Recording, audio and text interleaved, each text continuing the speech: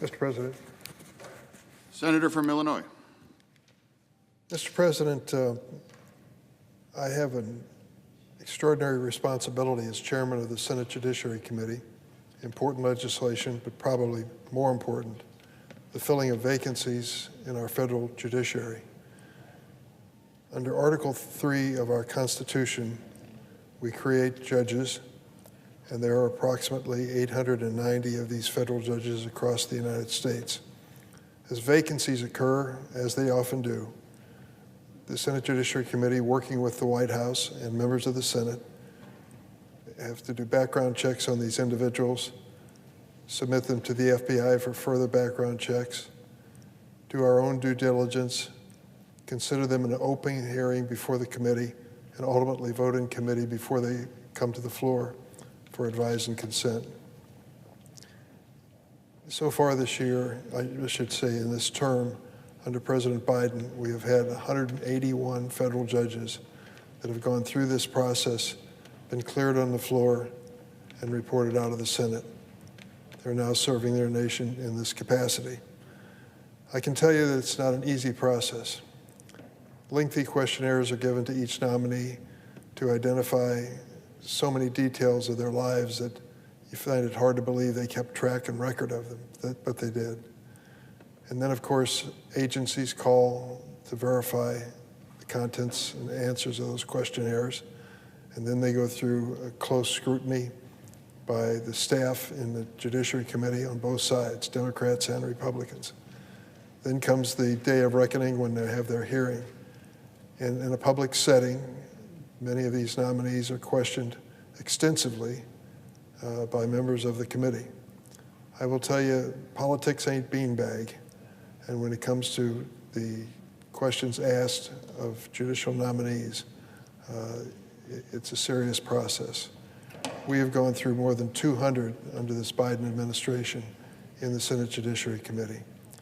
And some of them have had a tough time of it. Many of them had an easy time of it, but they all go through the same process.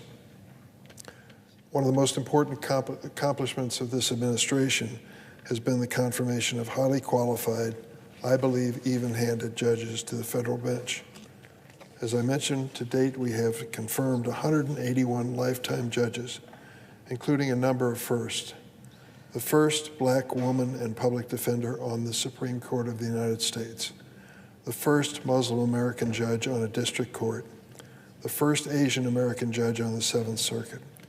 And we should add another first to that list. We should. Adeel Mangi to the Third Circuit.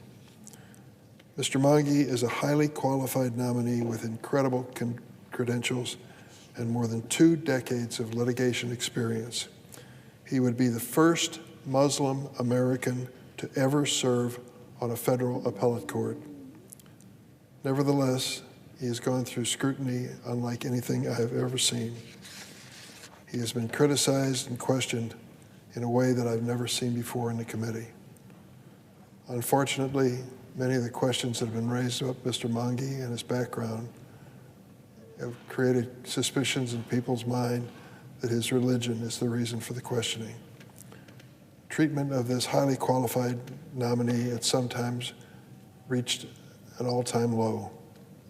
At the hearing in December, committee Republicans subjected Mr. Mangi to combative lines of questioning about the Israel-Hamas war. This is a man who is seeking to serve on a federal bench in the appellate court. The questions that were asked of him were more appropriately asked of the Secretary of State or the Secretary of Defense. At one point, a Republican senator asked this Muslim American the following question: do you celebrate the anniversary of 9/11 in your home? Think about that for a second. Because he was Muslim, the senator thought it was appropriate to ask him whether he celebrated 9/11 in his home. He, of course, said no. He was a resident of New York and thought it was a tragedy that occurred to our nation, and he had friends and family who were affected by that tragedy. During his hearing under oath, Mr. Mangi unequivocally condemned anti-Semitism in all forms and condemned any acts of terrorism no fewer than 10 times Think of that. Because he was a Muslim American, he was asked 10 different times whether he was anti-Semitic. And he, of course, said no in each and every occasion. He also repeatedly denounced any form of hatred or bigotry in his answers to written questions. Any insinuation Mr. Mangi is anti-Semitic is rooted in a prejudice that has no place in our country, and the claims that are made were false. As he explained, and I quote him, "I have worked extensively to advance religious liberty, which I consider to be a fundamental American value, and to combat religious bigotry against any religious group. I have been proud to represent a unique and massive coalition that I built over many years involving major Christian, Jewish, Muslim, Hindu, Sikh, and other religious groups on matters of common interest." Mr. Mangi has also been unfairly attacked for his nominal affiliation with the Alliance of Families for Justice. Critics have falsely claimed that because of his minimal involvement with this organization, he has somehow associated himself with violent criminals and supports, and I use this in quotes, cop killers. That charge was made on the floor of the Senate against Mr. Mangi. Nothing could be further from the truth. As a longtime corporate lawyer, Mr. Mangi has never said or written anything that suggests he supports individuals who have murdered members of law enforcement. He has never represented or otherwise provided legal counsel to anyone accused of killing a police officer. But during the Trump administration, Republicans voted unanimously to confirm 2 judges who had personally represented individuals who had killed police officers. Now let me add quickly, everyone in America has the right to counsel, and the crimes that they may be charged with could be horrendous, but they still have the right to legal representation. But to think that they would accuse Mr. Mangi of somehow supporting cop killers when he has never been involved with a client charged with that crime. The treatment of Mr. Mangi by some Republicans puts their hypocrisy on full display. There cannot be one standard for Republican appointees and another for Democratic appointees. Mr. Mangi is eminently qualified, graduate of Oxford and Harvard Law School. He spent more than 2 decades in private practice at a preeminent law firm focusing on complex commercial litigation. He has served as counsel of record in more than 30 matters before federal appellate courts, as well as 8 amicus briefs submitted to the U.S. Supreme Court. Throughout his career, Mr. Mangi has also demonstrated a deep commitment to pro bono work.